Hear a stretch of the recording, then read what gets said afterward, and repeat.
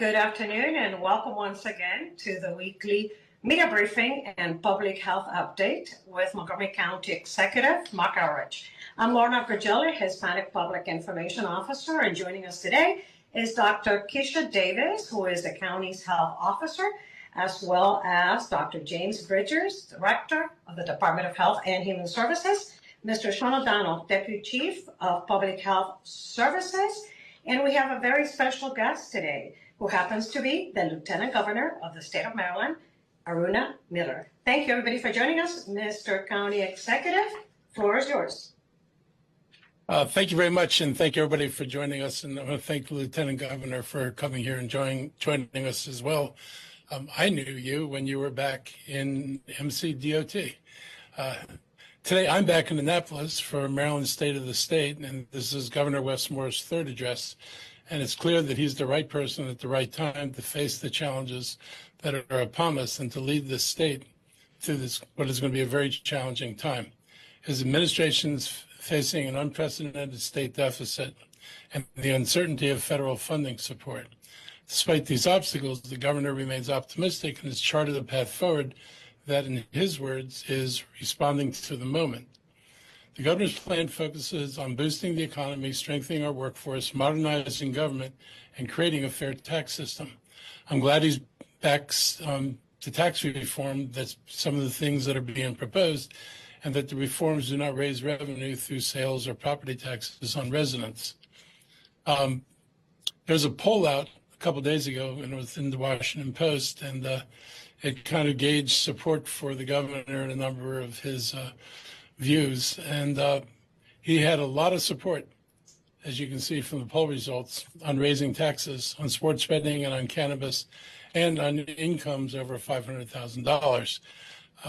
Got less support on retail food delivery and cutting the University of Maryland system and developmental disabilities. These are all things that are a product of having a $3 billion hole that you're trying to fill. But I'm glad that he's looking at how we can raise income here, because it's really important if we're going to go forward. I think the only thing worse would be if we don't do this, then the consequences of the reductions of services across the board in the state, I think, would be really drastic and be really difficult for many of our residents. So this is necessary approach to how we're going to have to deal with things. A new poll by the Washington Post and the University of Maryland shows how well received some of these proposals are, with high marks for tax increases on high-income earners in sports betting, recreational cannabis. And that poll also showed very high support in the state among both Democratic and independent voters, which was good to see. Montgomery County will benefit from a record investment in education. At a time when federal investments are in question, some of the state spending would help create clean energy and a critical focus when we desperately need to address climate change. At the heart of this budget is growing the middle class, creating jobs, and spurring economic development activity. Here in Montgomery County, we're trying to do our part. Our county accounts for 1/6 of the state's population, but 25% of the state's GDP. Montgomery County will continue to focus on growing our life sciences, technology, and hospital industries, while we also look for opportunities to create manufacturing jobs here, something we really haven't done in the past, and to invest in workforce training and our education system. We look forward to a continued partnership and collaborations with the state on the economic development efforts. And this week, I'm excited to welcome Lieutenant Governor and Montgomery County's very own Aruna Miller to discuss the administration's plans. So, Aruna, thank you for being here. It's all yours. Good afternoon, County Executive Elridge. It is wonderful to be joining you and your listeners. And to Team Montgomery County, thank you for everything that you do for the people of Montgomery County. So thank you for, again, allowing me to address your listeners of your podcast and the residents of my home county for the past 35 years, which of course is Montgomery County. Look, this is where my husband and I raised our 3 daughters who all went to Montgomery County public schools. This is where I spent 25 years working for Montgomery County Department of Transportation as an engineer. And this is where I served as a Maryland State delegate for the people of Germantown, Potomac, and Clarksburg. And now it's an honor to represent Montgomery County and the state of Maryland as the Lieutenant Governor. As you said earlier, Mr. County Executive, Governor Moore today gave his State of the State address, so it was great to see you in Annapolis. Thank you for always being so supportive and a great partner to Governor Moore and myself and our entire administration. Now, the governor and I have had the honor to serve the people of this great state since 2023. Today, as was said, the governor delivered his third State of the State address. And there's no doubt these are challenging times. Look, we have a new administration in the White House that, quite frankly, is undermining the values that we as Marylanders so dearly believe in. And the series of executive orders issued by the new administration have caused a lot of chaos, concerns, and the actions, that this administration's executive orders will hurt Marylanders in a deep way. But know that Governor Moore, myself, County Executive, are going to continue to work with our partners in our federal delegation and do everything we possibly can to protect our federal workforce, our immigrant communities, and Marylanders across the state. So coupled with this uncertainty is Maryland's budget deficit. Having said this, Governor Moore and I want your listeners and Marylanders to know that we're going to get through this. We will solve the problems collectively and deliver the results that the people of Maryland so deserve. I want to start off with some good news. Maryland's economy is strong, and we're going to double down on making it even stronger by investing in the industries driving our economy. So we're talking about, as you heard from the county executive earlier, life sciences. We're also going to, double down on IT, cybersecurity, aerospace, defense, and quantum computing. These are the fields that are shaping the future. And one of the things that all of these fields have in common is that they're all STEM-oriented industries.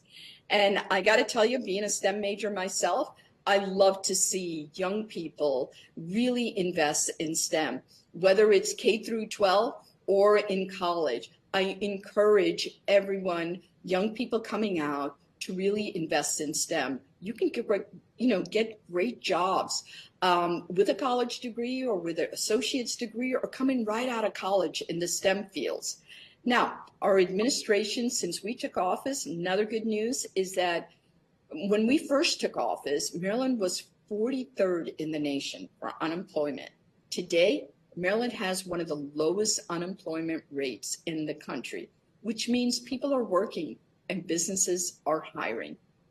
Another good thing, Maryland has the highest median household income in the nation. That tells you Marylanders are earning well, but we also know there's many Marylanders that aren't, and we're going to do what we can to make sure that they also have a fair shot in our economy. And since we took office, we've seen a historic decrease in gun violence, the likes of which we haven't seen in decades. So I know that Maryland's $3 billion budget deficit for 2026 sounds very alarming. And I understand the anxiety Marylanders are facing. But here's the thing. Our administration understands that we can't just cut our way or tax our way to prosperity, right? We're going to have to really think about expanding our economy, making sure our tax base gets broader, growing our economy. So our FY 2026 budget proposes $2 billion in smart, targeted spending reductions because we want to make sure government is efficient and we want to make sure taxpayers' dollars are being spent in the most efficient way. And we're going to make $1 billion in new and redirected revenues. We're going to make sure we invest in all of this. So what does this mean? We're going to diversify our economy and invest in the industries of the future that I already mentioned earlier, right? We're going to modernize our tax code to make it fairer and make it about pro-growth. Here's what that means. We're going to simplify income taxes by eliminating itemized deductions, but doubling the standard deduction so more people can benefit. We're also going to make our tax system fairer by compressing the lower tax brackets, but asking the wealthiest to pay a little more. So what does this mean? It means that 2/3 of Marylanders will see a tax cut and 82% will see their taxes either go down or stay the same. And we're going to also make sure that we adjust the casino table tax, gaming tax, and cannabis tax that the county executive mentioned earlier, that the polls showed that Marylanders very much support. These are some of the ways in which we will raise revenue. And as always, we will invest in our people. Look, Governor Moore and I believe the only source that's really rooted in our state and in our nation, and the ultimate source of all its wealth, is our people. So we're going to make sure that we invest in our people by strengthening our labor force. We're introducing the RAISE Act legislation, which proposes to offer non-college career pathways through apprenticeships and creates Maryland Office of Apprenticeship Development for the first time in Maryland. And our administration has already invested in $400 million for child care subsidy. When we first started, there was only $60 million invested in this. But Governor Moore and I believe that families in Maryland don't have to choose between taking care of their children and getting back into the jobs, into our economy. And we also invested in the Enough Act, which is going to target childhood poverty. And we have the nation's first ever service year option, because Governor Moore and I believe strongly in service. We believe service is sticky, and service is what's going to save us. When people feel vested, young people particularly, in their communities, we're going to be that much better. And of course, we've raised the minimum wage, but there's still a lot that we need to do. So what I want to say before I conclude is that all of us recognize we are facing challenging times, both with the Maryland state budget deficit and the chaotic changes being proposed by the administration at the national level. Our administration we're going to work with our partners at the federal, state, and local levels, and we're going to work with our private industry partners, and most importantly, all the communities in the state of Maryland. Together, we will navigate through these challenging times. So thank you for having me here, and I look forward to hearing any questions. Thank you, Lieutenant Governor. Members of the media, this is the time for questions regarding the state of the state address, other topics related to the state or the Lieutenant Governor. Please raise your hands, and I see Donna Monroe, the Washington Post. Good afternoon. You're first. Hi, Lieutenant Governor. I had a question about the budget cut deficit proposal. I wondered, I'd seen a lot about the disability cuts, but not, maybe I've missed it, but I haven't seen much explanation of why that's one that you guys chose to reduce to plug the deficit. I wondered if you could illuminate me a little bit on that decision. Sure. So first thing, what I want to say is, look, the budget is just the beginning, right? We're here during the 90-day session, legislative session, where the community will get to weigh in, and the legislature, we will work in partnership with them, and ultimately a budget will be passed. Now, the reason why there was cuts that were being proposed for our, DDA is, number one, let me just say from day one, Governor Moore and I have been committed to building an administration that uplifts every Marylander, including those with disabilities. And during the first 2 years of our administration, we have increased the budget of the Development of Disabilities Administration by $630 million. And some of what we're proposing to do is cost containment and, cuts that, look, quite frankly, we know this is a community that's very vulnerable, and we're going to continue to fight for them. But again, when we take a look at the $3 billion budget deficit, we're looking across all our agencies on where we can make cuts that are fair. And every community is going to feel, well, that's not fair that you're hitting us and not another one. Look, we're looking across the scale to see every one of the departments. And again, we will work with the DDA community. We are hearing from them right now, trust me. And this is something very near and dear and personal to me. I have a family member that is severely intellectually and developmentally disabled. So I know the challenges that these families face. And I assure you that we hear them, we see them, and we're going to work with them, during this 90-day legislative session and get to the point that they feel satisfied and that we're still able to adjust to this deficit that we're facing. Can I ask a follow-up question? Yeah, go ahead. Go ahead. Can you clarify a little bit for us, like where the superfluous spending is in the DDA that like was not being used well, or just like where in their budget you're looking? Well, I actually did an op-ed piece on this, and I went into details a little bit about where that is.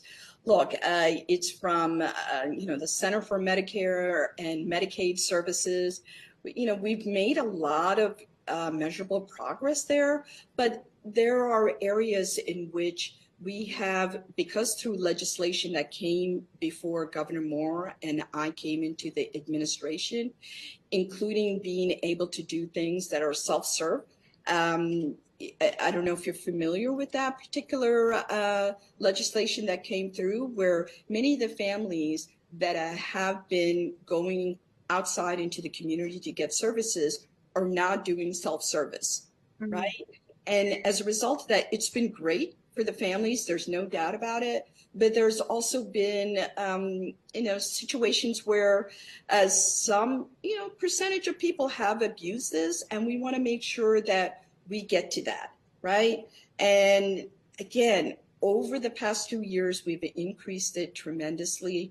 We are going to make sure that we still meet the needs of the disabled community. We know how vulnerable they are, and we're going to get to this because we're hearing from them and they're talking about it in ways we can improve it.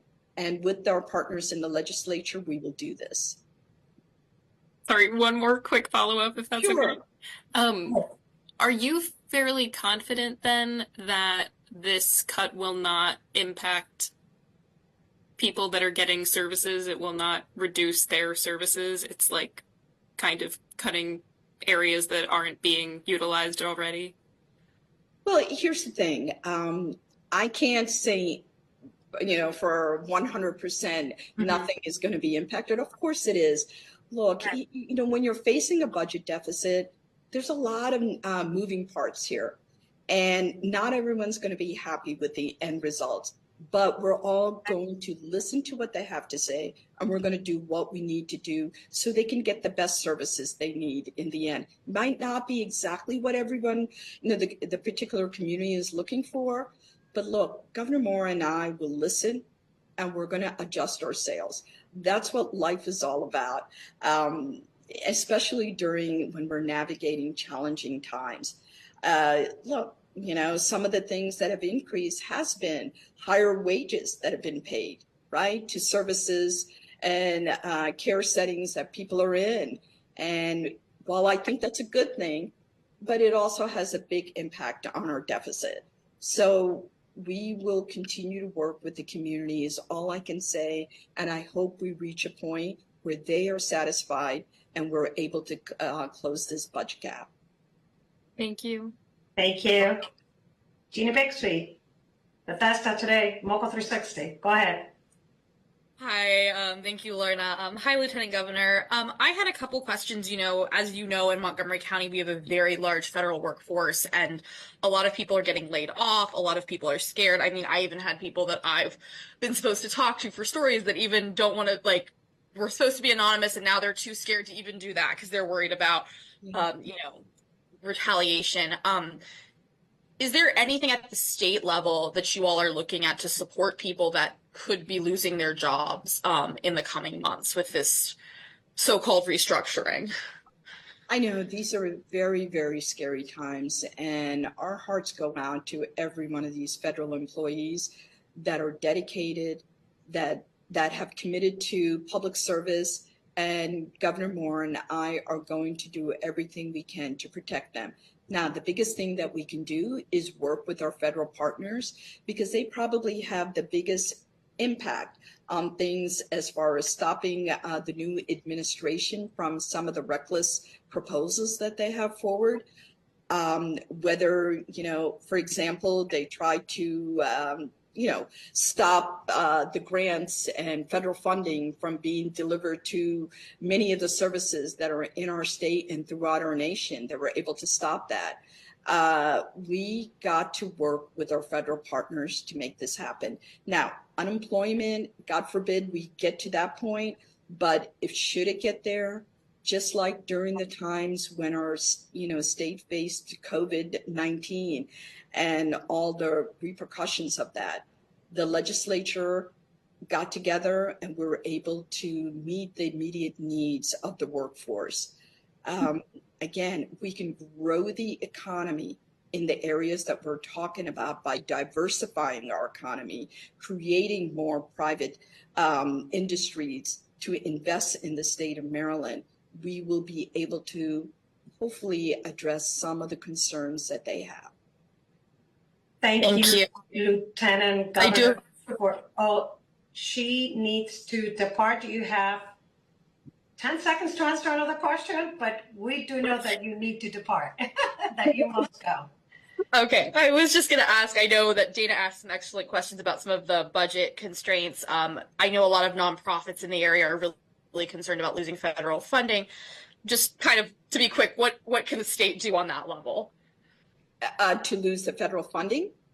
No, I mean, for nonprofits that are concerned about losing their federal funding, is there a point at which the state would step in? I know the state budget is very constrained right now. Of course. No, thank you. And again, during these 90 days in the legislative session, this is where we are going to work with our state partners in the Maryland General Assembly to talk about what can we do to be able to address the needs of our nonprofits, because we know how much of a value they provide to our state, right? In meeting the needs of our community, in being able to create jobs as well. I think there's opportunity there. But again, we probably have tough choices ahead of us, given the $3 billion budget deficit that we're facing, as well as all the things that are happening at the national level.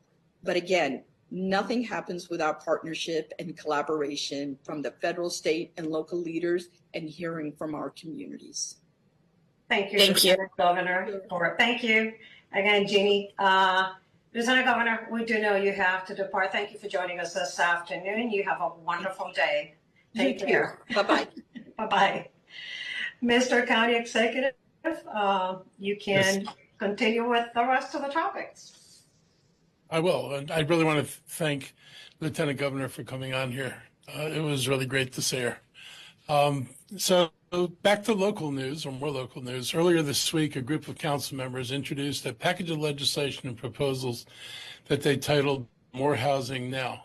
Since then, my staff and I have received numerous questions and requests for comments about this package, particularly about the zoning text amendment, or ZTA as they call them, that would extend the county's workforce housing zoning to corridors throughout the county.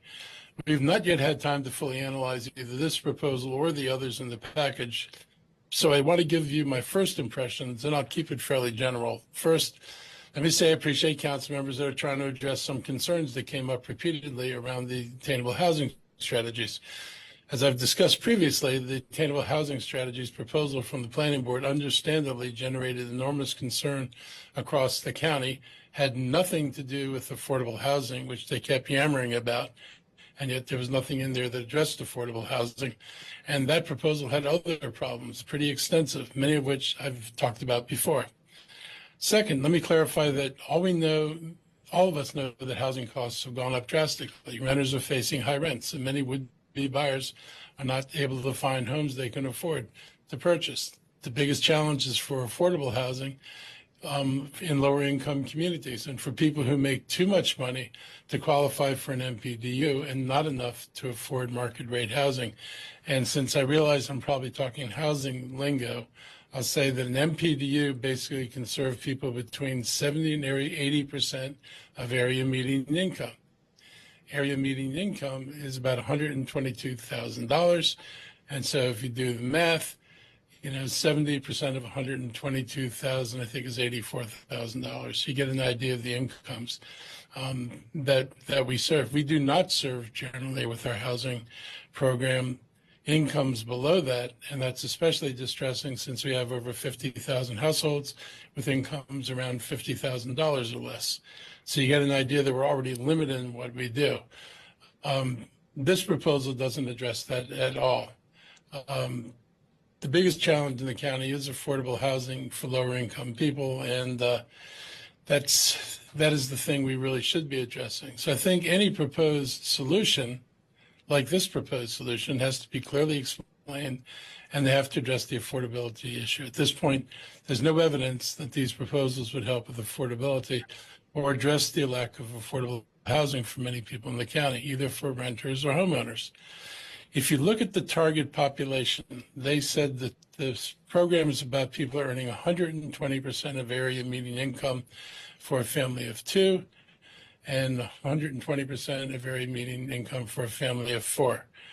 Those incomes are $148,000 for a family of two and $185,000 for a family of four, which equates to apartments priced between $3,700 a month and $4,625 a month. That is basically market rate housing in the county right now. This stuff gets built all the time. And the idea that we would subsidize what's being built all the time is just flat out ludicrous, but also the idea that this is something special that solves a problem when this is the housing that's actually being built, that's a bit of a logical problem. These are pretty much market rents. They're not affordable housing rents. For example, even a household earning $100,000 cannot afford any of these units, and they make too much to get an MPDU. So they're the ones who are actually stuck between the MPDUs and market-priced housing, which is the workforce that we're supposed to be addressing, not the way they've defined the workforce in this bill. Increasing funds available for down payment assistance could expand home ownership opportunities, but that's a budget decision. It's not related to zoning. We already have a workforce housing program. I don't know why they said this is the first workforce housing program. We already have it. It's not new. We provide limited down payment assistance, and it's great for those who get it, but it's very costly. And the other thing is it's rarely used, which is one of the problems with the program, that is it has not been used because the prices are too close to market prices.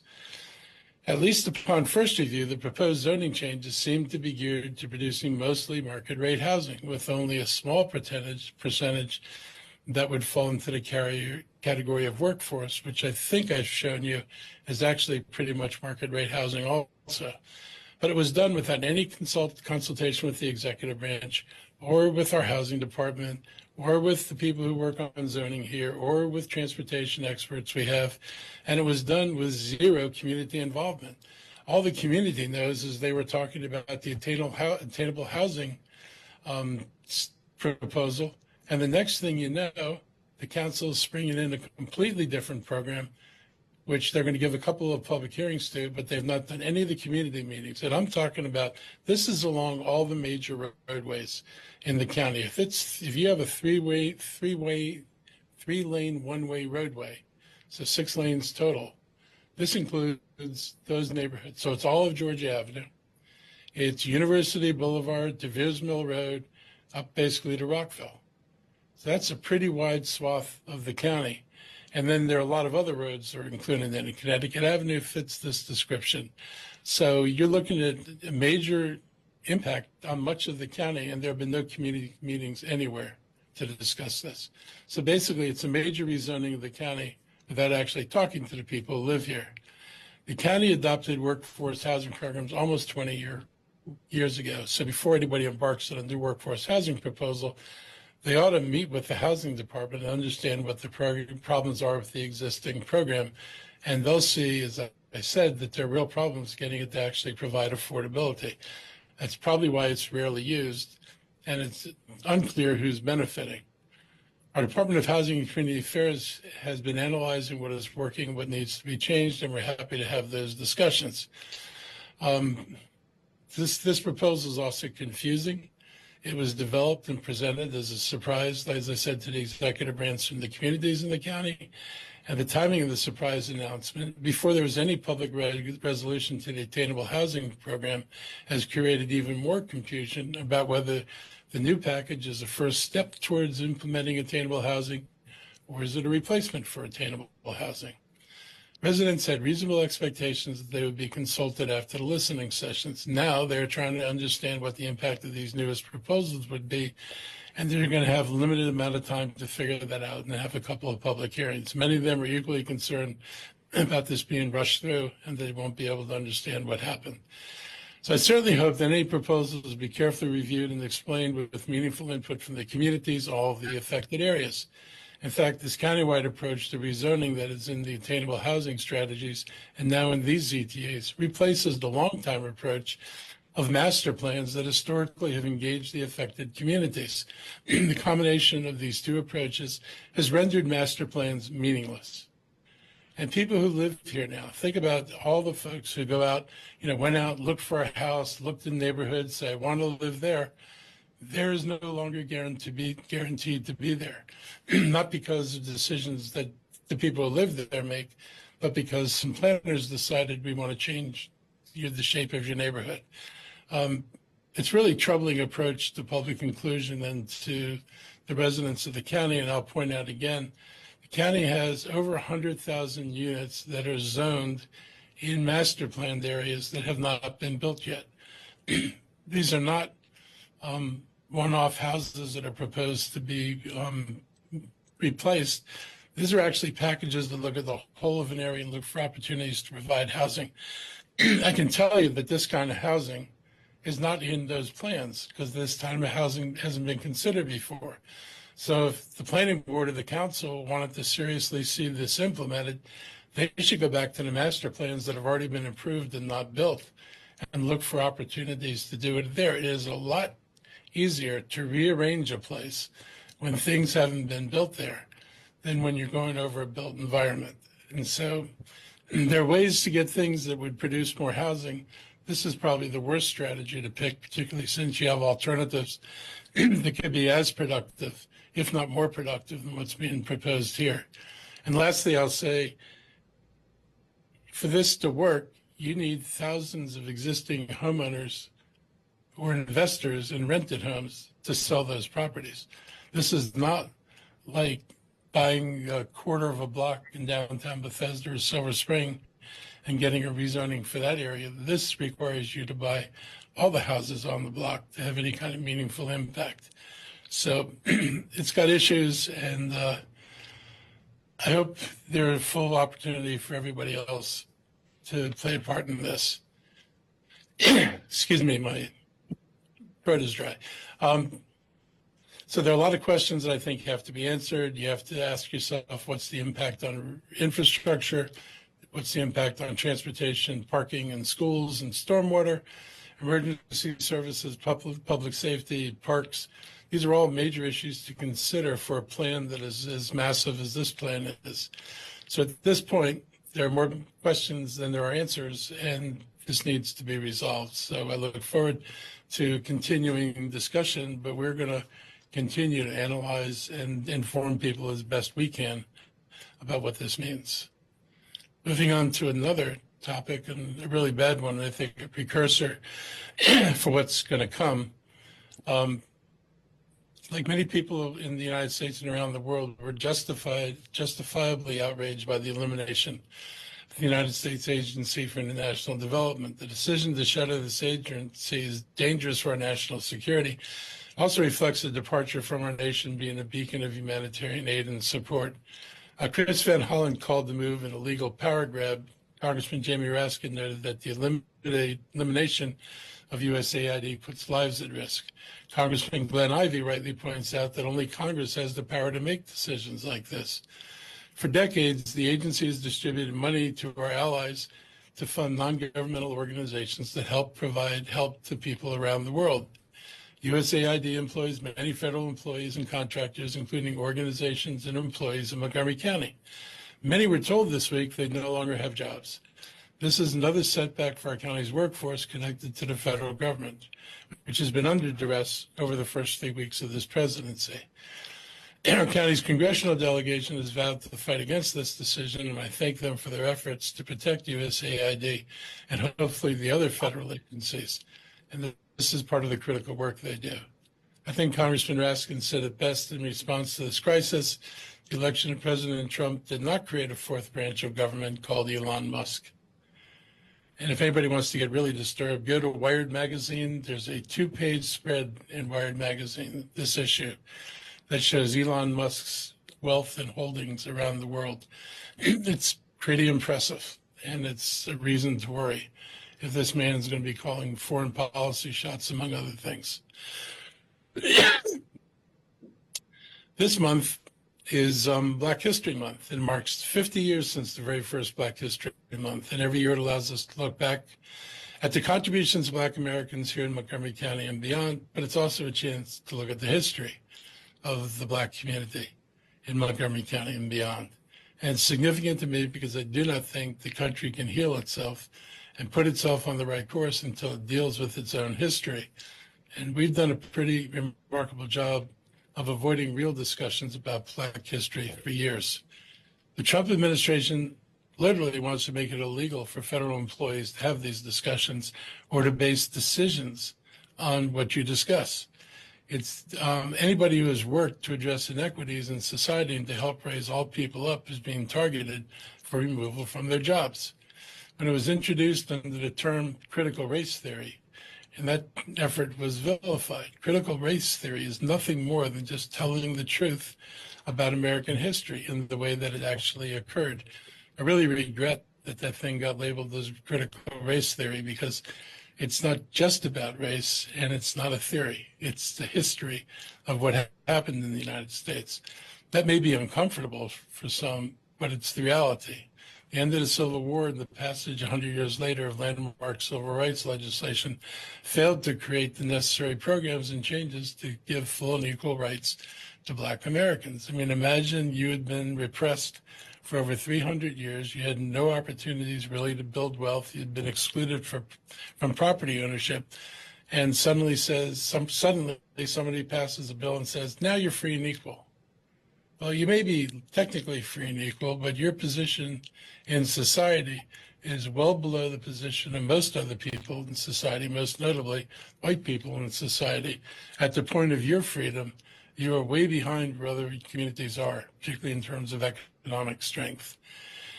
So for too long, we've denied the aspiration of liberty and justice for all, and I don't think we realized it had no real meaning for many Black Americans. It's frightening to me that even today there's a drive to pretend that enacting racist policies never happened and that its impact doesn't matter. Or as the Florida governor implied, slavery might have been good for people. In Montgomery County, we use this month to highlight educational opportunities through our libraries, recreation centers, even our agriculture office. The Underground Railroad runs through our community, allowing slaves from the South to travel north to freedom. And this county was blanketed by plantations that used slaves. When that ended, our predecessors found another way to block benefits of freedom to the formerly enslaved people by placing racial covenants on much of the land in Montgomery County. Those covenants prevented Black people from owning or renting homes in the county, and they actually persisted until the end of the 1960s. So that's a long time post-freedom to not have freedom. And we still struggle with that and the consequences of it today. We announced in December that the Executive Office Building in Rockville will be renamed to honor former county executive Mike Leggett. This renaming ceremony will take place on Monday, February 24th at 3 p.m. with speeches honoring County Executive Leggett, followed by an official unveiling of the Executive Office Building's new name. We expect a packed house to honor this great man and are asking folks to RSVP to attend. Please share the email, legateevent@montgomerycountymd.gov, with those interested in reserving a spot to this historic event. And we'll also put this email address in the chat box. Finally, turning to community health, flu cases continue to drive Verizon hospitalizations. COVID-19 cases have also increased, but they are far below historical averages for this time of year. I want to give my health team and others a chance to update you on other matters before taking your questions. So now I'll turn it over to HHS. Thank you, Mr. County Executive. We are seeing from our surveillance data, our wastewater and our emergency departments, that our flu cases continue to rise. If people know people have been sick over the last few weeks, there's a greater chance that it's flu than other times of the year. So we still are encouraging caution, and if you are sick, please stay home. Wear a mask if you're around others. We also want to talk real briefly about another type of influenza, and that is the highly pathogenic avian influenza, or bird flu as we've been calling it. Late last week, we were in communication with the Maryland Department of Health and the Maryland Department of Agriculture, and they confirmed that there were some chickens in a backyard flock in Montgomery County who had died and been tested and come back with positives for the avian influenza. The Maryland Department of Agriculture worked with that backyard flock owner, and they have euthanized all the other chickens that they had to prevent the spread, and they're continuing to monitor other local farms that may be raising poultry in their backyards. Our disease control team, along with the Maryland Department of Health, have been monitoring the owner and anybody else who may have been in contact, just to rule out any human symptoms. And so far, we have not seen any. But that does raise the question of what people should do if they see a dead bird.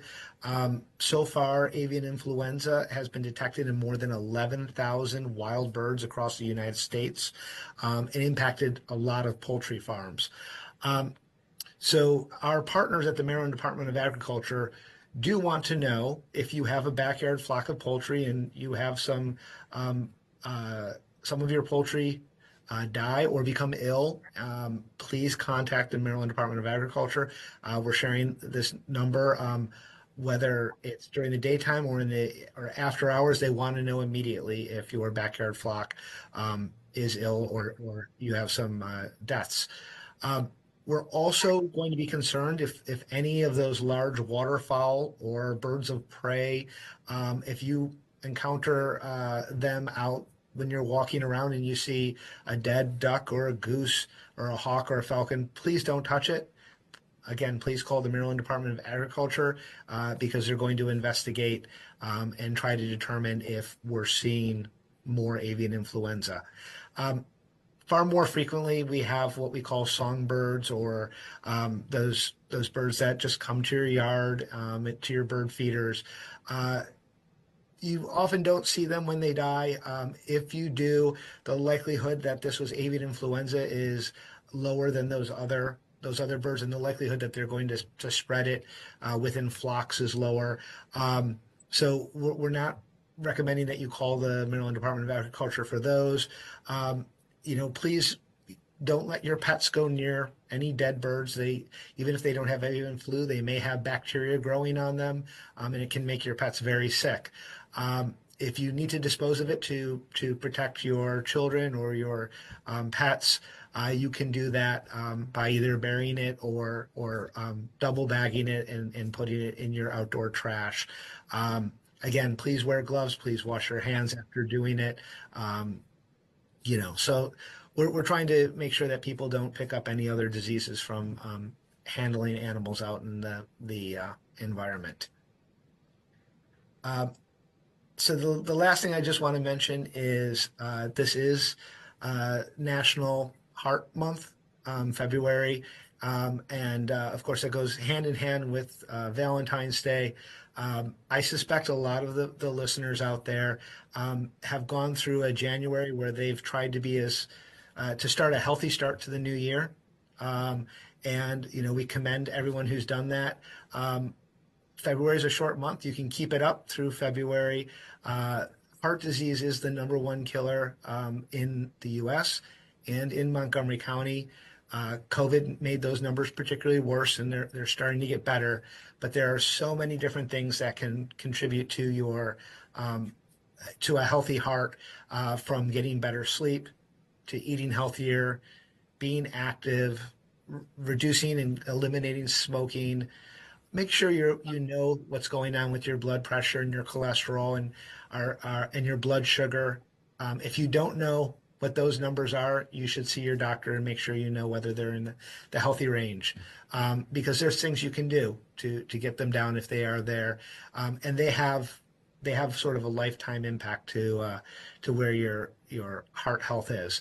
And again, for the #1 thing that causes death in our community, there's a lot more we can do and be aware of to improve our health.